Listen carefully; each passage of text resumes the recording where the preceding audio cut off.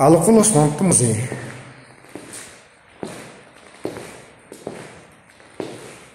Акындын кийимдери, колдонгон буюмдары, керебет, идиш аяктары жана чыгармачылык жолу.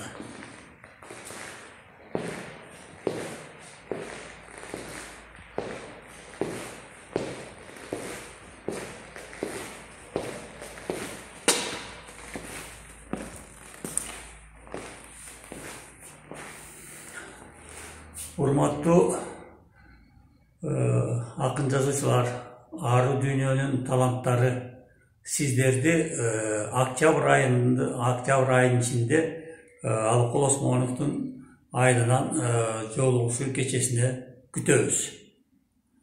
Сиздер үчүн ушул жерде жакшынакай бир бурч берилет, жакшы жасалган ырларыңарга анан сыйлыктары болот.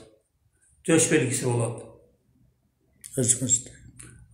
Мен ошол Алыкул Осмонов музейинин директору Жумалиев Нуритдин Болотбекович.